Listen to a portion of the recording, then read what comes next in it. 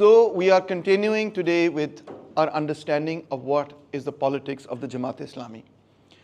If you read the article that was in Hamid and Mikant's, you will have read Asif Luqman Qazi Saab, who is a senior member of the Jamaat-e-Islami.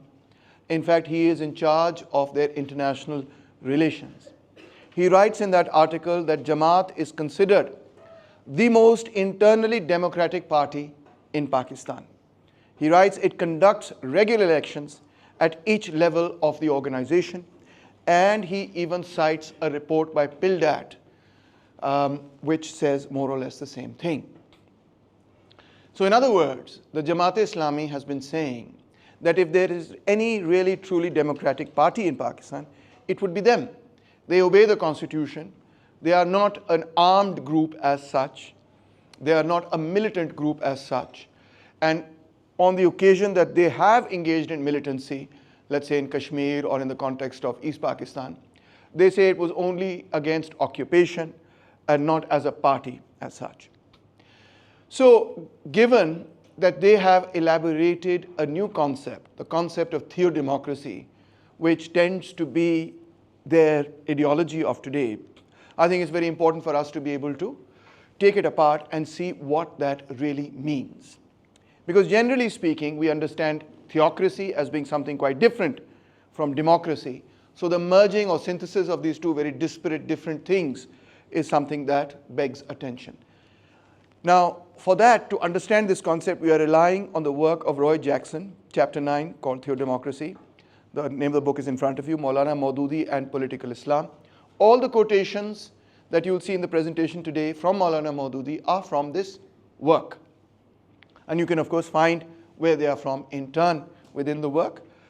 But I have no doubt that they are quite sound and correct. As we discussed in the last class, Maududi Saab is of the opinion that Islam in terms of deen, because it is a deen, is synonymous with an Islamic state. And therefore it is the duty, obligation and responsibility of every Muslim to work for the establishment of an Islamic state. In fact, just as namaz, roza, hajj, zakat are a fundamental duty for Muslims, you could say that Maududi Saab's thought is such that he would not consider a good Muslim to be one who thinks that you can work with a political system which is not the Islamic system as he elaborates it. So if you are a Muslim and you say, but I'm also a socialist, or I'm also a nationalist, or I'm also a Democrat, or something else, whatever, I believe in parliamentary democracy or liberal democracy, he'd say, you're actually not a very good Muslim because you don't understand that this is part of the fundamental duty of being a Muslim, the establishment of an Islamic state. But Maududi Saab has a peculiar term that he uses for this called Theo-Democracy.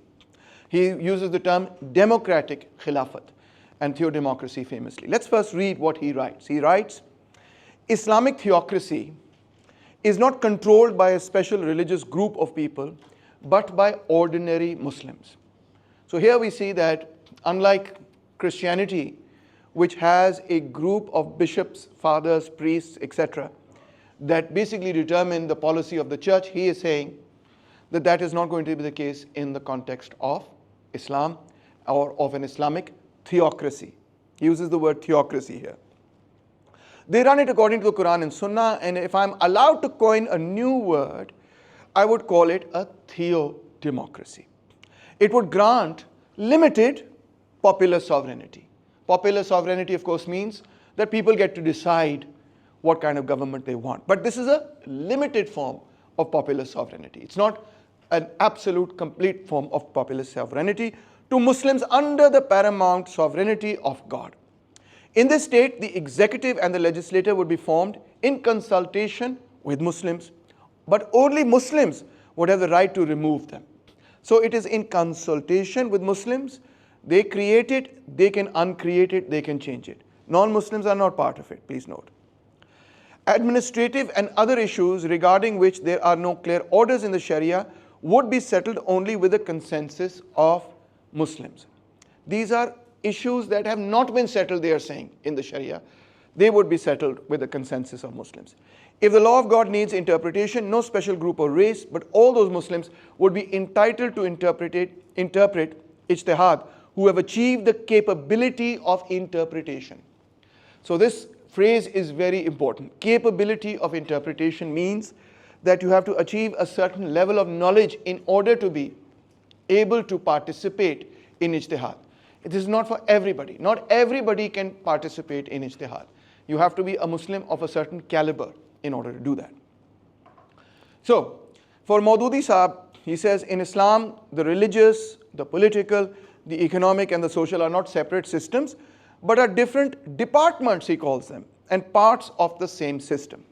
In this regard, he talks about the Iqamat-e-Deen, which is the implementation of religion, the Imamat-e-Saliha, which is the leadership of the virtuous, the Hukumat-e-Ilahiyya, which is divine governance or government. These are his three core principles. Let's look at his conception of the legislature first and foremost. He says the legislature is limited by the divine code. In other words, the legislature cannot make any legislation that challenges what he calls the divine code. Things that have been settled by the Sharia cannot be challenged by the legislature at all.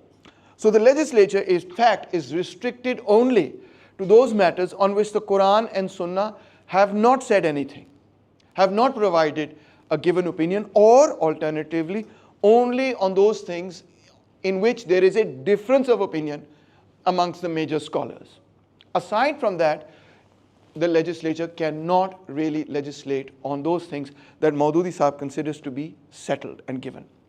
Now, given that Maududi Sahab also is of the opinion that Islam is a complete code of life, this of course implies that the legislature actually is left with very little to legislate upon. Most things he feels are quite settled in this regard after 1400 years of debate and discussion. Then we have the executive. The executive, of course, is in charge of enforcement of rules and regulations that have been put forward by the legislature, like any executive. But the executive must be obeyed on the condition that it in turn obeys God and His Prophet and avoids the path of sin and transgression. As long as the legislature is within the divine law, it's fine. If it goes outside of the divine law, then we will not obey the legislature. Similarly with the judiciary, the function of the judiciary is to enforce the divine code, and not to violate it as they are doing at the present in almost all Muslim states. So you can see that whether it is the legislature, the executive or the judiciary, all of them are constrained by what he calls the divine code, God's law, God's decisions and so on. The head of the state will be as such a Muslim, and he will be the supreme head of all these three different organs, that is the legislature, also the judiciary, and also the executive, naturally. Because this was the role of the Prophet, peace be upon him. The Prophet, of course, had this position, and this was maintained by the righteous caliphs as well, and that's why we must maintain the same structure, that the head of state will be basically the head of the judiciary, will be the head of the state, executive, legislature, and so on. So the division that we often see, the balance of power, checks and balances, Maududi is not necessarily very big on that as such. Now the central and most important question is, who are the Muslims who get to decide who will become or form the government?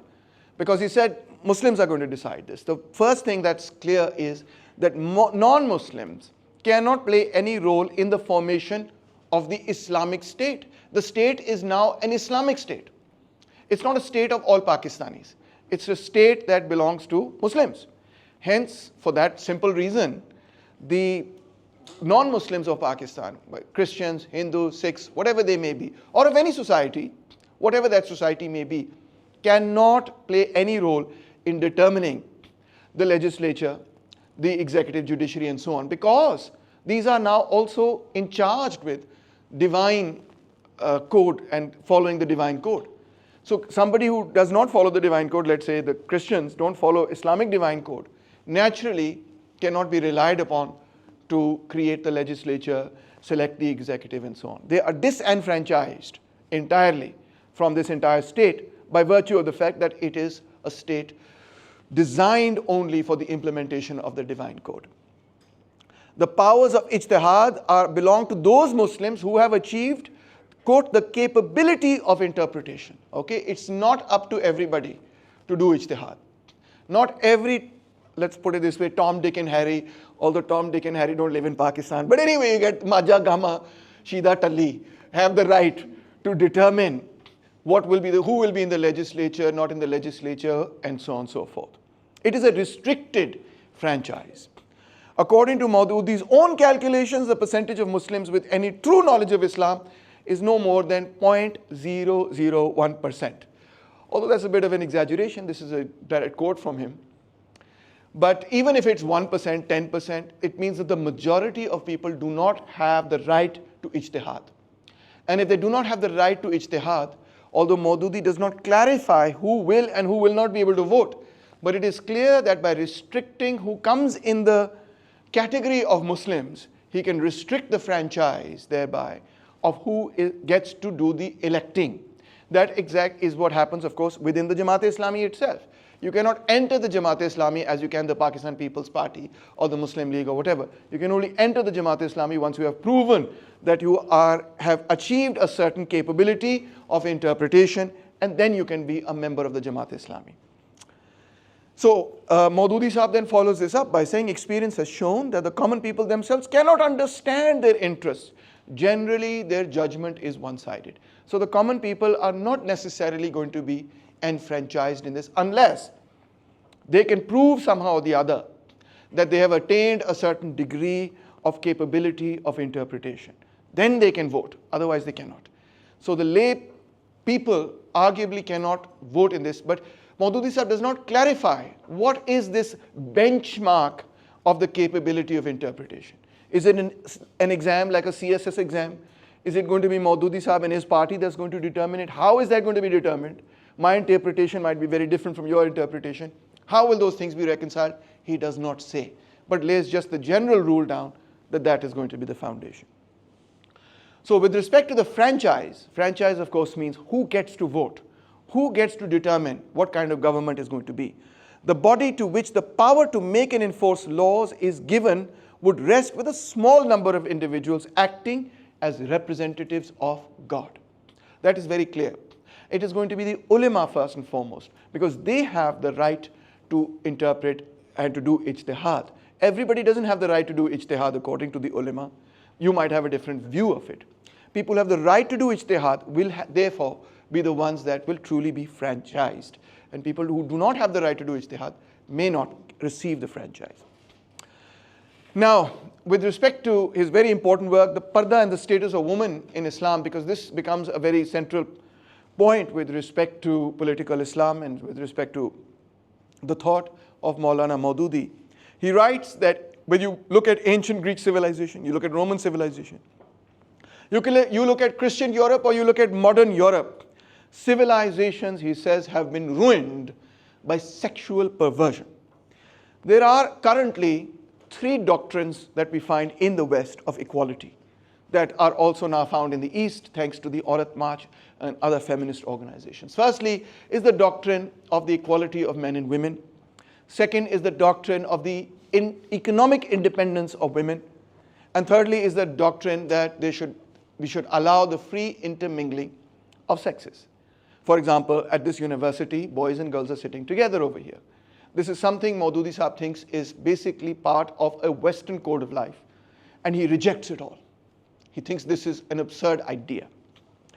He says, in fact, if you look at these societies, for example, you look at the United States of America, they have degenerated as a result of these very policies with respect to women. He says, quote, the depraved moral condition of women, which is reflected by their attire, nudity, increasing smoking habits, and their free and unrestricted intermingling with men.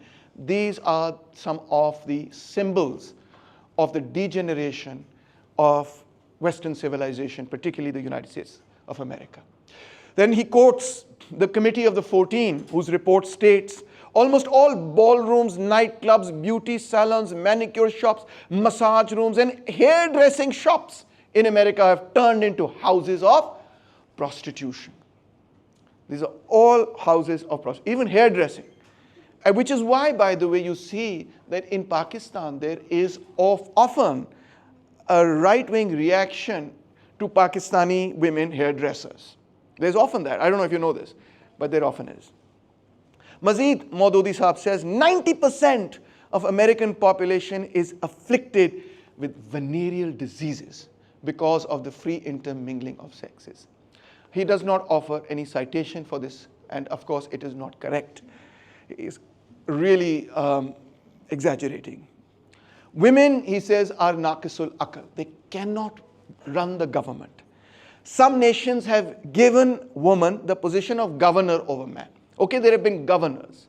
I concede to that, Maududi Saab says. But no instance is found of a nation that raised its womanhood to such a status and then attained any high position on the ladder of progress and civilization. In other words, governor is fine, but if you are head of state, if a nation has made, a state, a society has made a woman head of state, then they can never attain a high position, progress, or civilization. That cannot happen.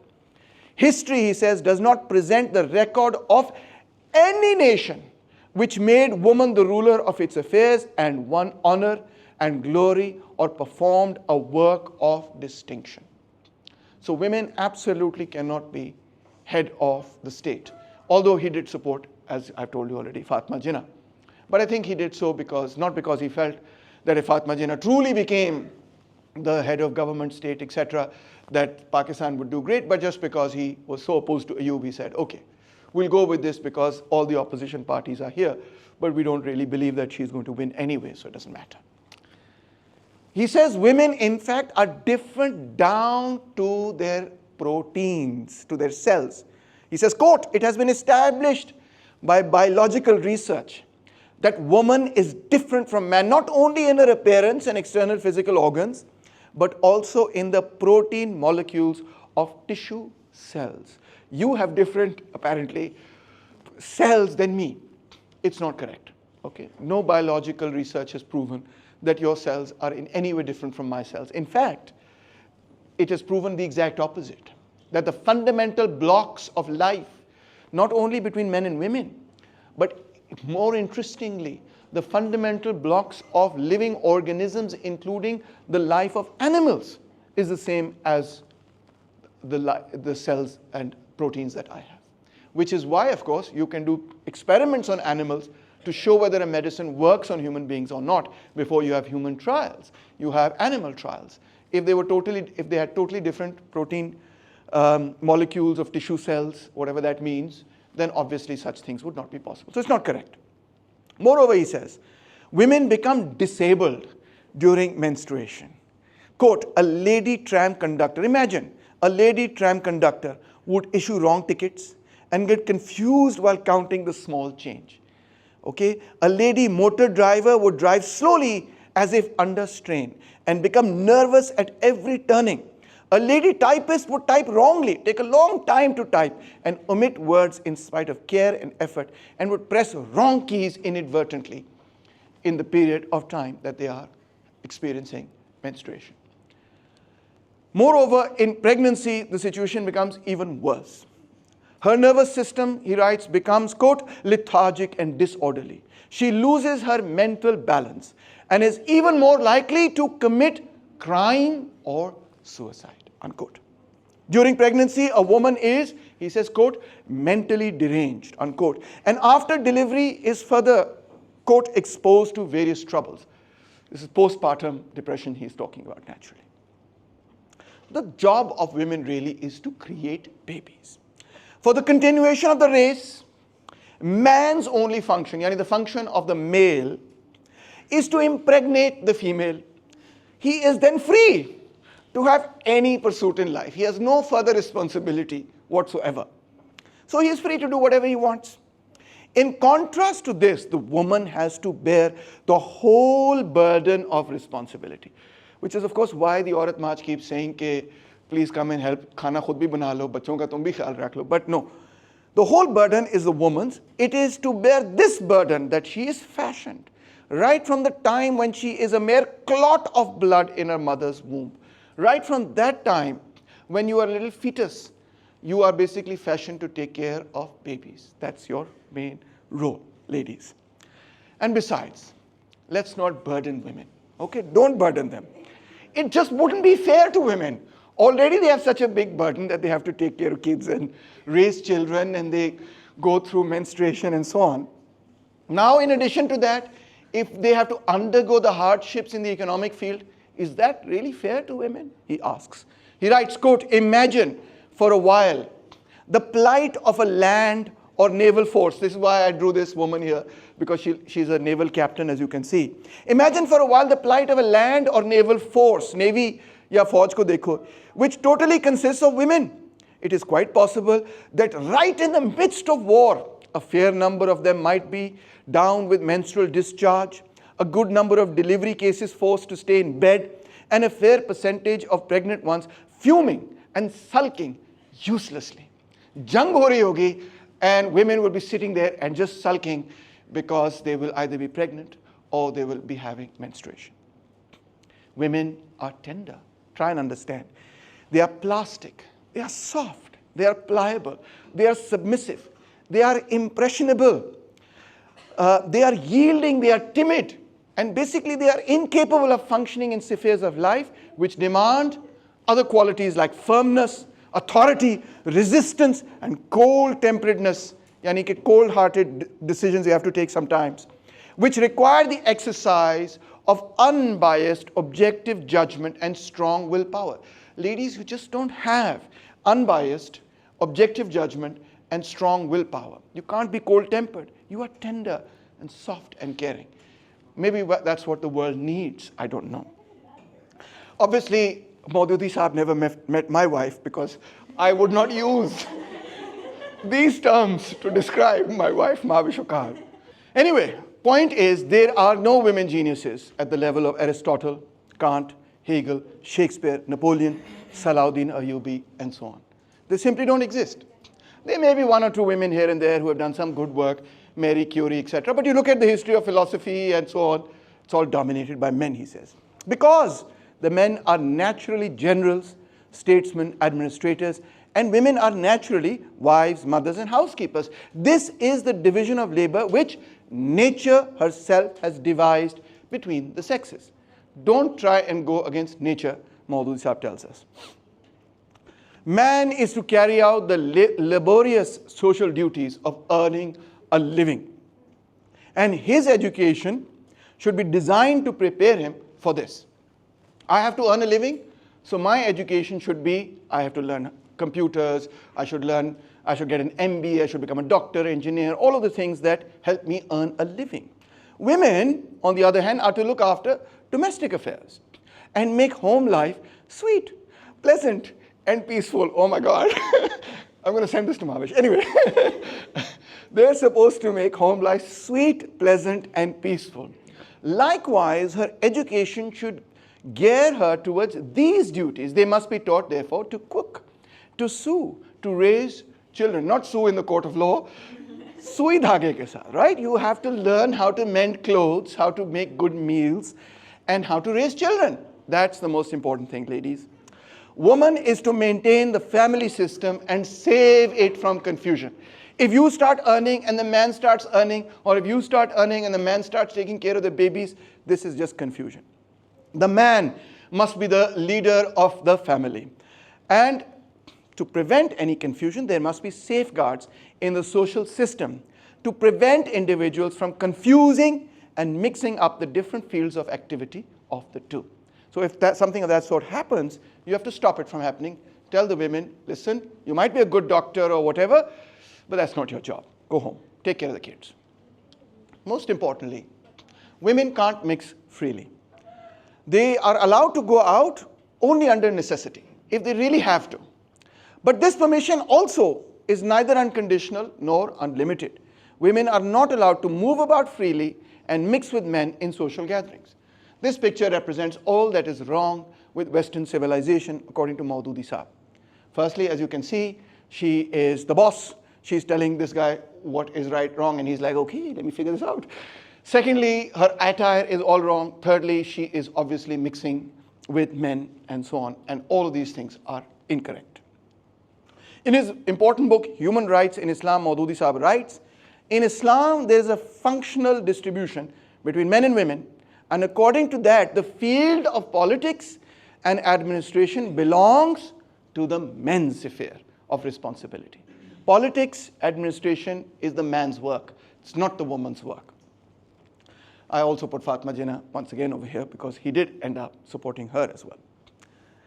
So women should not be in politics. Simple as that. The election of women to the Legislative Assembly, please note, quote, is absolutely against the spirit and precepts of Islam. Active politics and administration are not the field of activity of women folk, unquote. Couldn't be clearer than that, I think.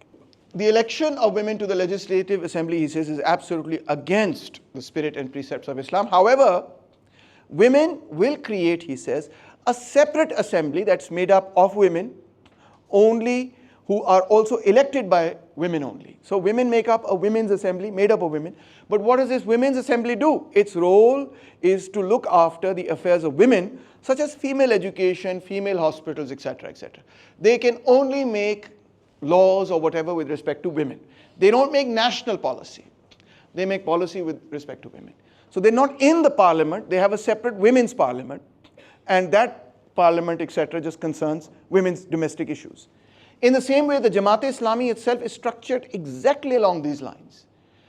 That the women's committee is separate, has a separate committee that looks after only women's issues and affairs. Although they now only have certain women also in the main shura, they do. But generally their model is that we have to have a separate women's committee that will look after women's work. Other political parties don't do that necessarily. They might have a women's wing that women can have, but women are going to be also part of the party, main party as such. They're not going to be segregated from the main party. But that is what, of course, he wanted. He wanted the segregation of the sexes. That's one of his main plans. And you can see that also, of course, if you look at the way in which the Jamiat operates at Punjab University or MAO College or other places, is that they are against the free intermingling of boys and girls. Maududi Sahib says now the sex instinct is the greatest weakness of the entire human race. An Islamic state therefore would prevent, quote, the sexual urge from running wild to moderate and regulate it in a system. So in this way, Islam, he says, has closed all the ways to sexual anarchy. This is, as you read already, one of the key reasons for the destruction of the great civilizations of ancient Rome and Greece and so on, is sexual anarchy is the main reason. The wife's duties are towards her husband. She has to obey. He writes, quote, it is obligatory to his wife and children to obey him, provided it does not involve them in the disobedience of Allah and his Prophet. So if the husband asks his wife to do something that is in disobedience of Allah and his Prophet, then the wife will say, no, I will not do this. But other than that, in all other matters, etc., her job is to listen to her husband. The woman's role is to be, quote, queen of the house. That means she's queen of the house. Don't try to be queen of society, please. Okay, you are queen of the house, you should be happy with that. That is your job, that is your rule. And even there, you are the queen, but the king is the male, so the queen has to listen to the king, etc. in all matters, except, of course, any matter in which you are disobedient of Allah. Also, you have to cover your face. He quotes the Quran, Quran 33:59. The Quran reads, and I quote, O Prophet, enjoin your wives and daughters and the women of the Muslims to draw their outer garments close around themselves. Now, this verse, Maududi Sahib writes, and I quote, especially enjoins the covering of the face. This, by the way, is controversial, because the problem is that in this verse, the face is not mentioned. It just says around yourself. It doesn't say all over your face. And in fact, if you read much of the traditional literature, that is how it has largely been interpreted and understood as well. For example, if you read what the Hanafis write, that is what they say. And Maududi Sahib concedes to this. He says, in fact, though the veil has not been specified in the Quran in this verse, right? It has not been said that you have to cover the face, but it is Quranic in spirit. So he does a little bit of metaphorical interpretation here. That is what it tries to say, even though that's not the word that is used. What What about non-Muslims? Non-Muslims, he says, can live, they can have, live in peace, their life is secure, their property is secure. But non-Muslims cannot preach beliefs that are contrary to Islam in society. They can preach those beliefs, but only amongst themselves. They can't use newspapers, magazines, radio, etc. to say, oh, here are Christian views, why don't you think about them as well? You can't do that in an Islamic state. Because Muslims cannot be converted. So if the non-Muslims are allowed to freely preach their religion, then there is a danger that Muslims might say, well, maybe I'll convert. That is a no-go area. That is a red line. That is what he calls apostasy. And he says very explicitly that apostasy is punishable with death because it is equal to treason. If you change your religion, if you give up on your religion, off with your head, because you have betrayed Islam, you have betrayed your state, you have betrayed your society, and therefore you don't deserve to live. Of course, non-Muslims cannot be the head of an Islamic state because it's an Islamic state, and only the Muslims will be given the burden of running the state. I like it that whenever there's a question of power or there's a question of politics, Maududi Sahab switches to saying, we don't want to burden you by making you an engineer, or we don't want to burden you by making you a doctor, or we don't want to burden you by giving you the right to vote or allowing you into the legislature, etc. It's such a burden that we don't want that. So we're taking this burden away from you, but you are free otherwise. So on slavery, he is rather apologetic. On the one hand, he writes very explicitly that Islam encourages the setting free of slaves. It's 100% correct, by the way. But he also says Islam also allows for the conversion of slaves, female slaves, into concubinage, that is, into sexual slavery. Slaves, of course, are the personal property of their owners and as such have no political or social rights or legal rights as such. By the way, if you are looking for a book on slavery within Islam, I cannot recommend a book better than this one. I've read many books on slavery. Some are very apologetic and just kind of, brush everything under the carpet. Others are clearly have an anti-Islamic agenda to grind, etc. But this is a superb study, in my view, possessed by the right hand.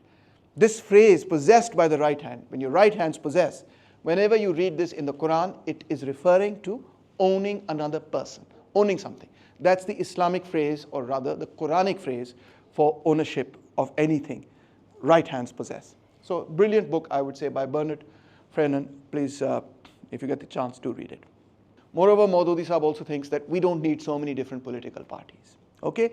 If you wish to organize your political and economic life in accordance with the teachings of Islam, of course, anybody who is ostensibly a Muslim will say, yes, that's what I want. Then you need not divide yourself into different parties.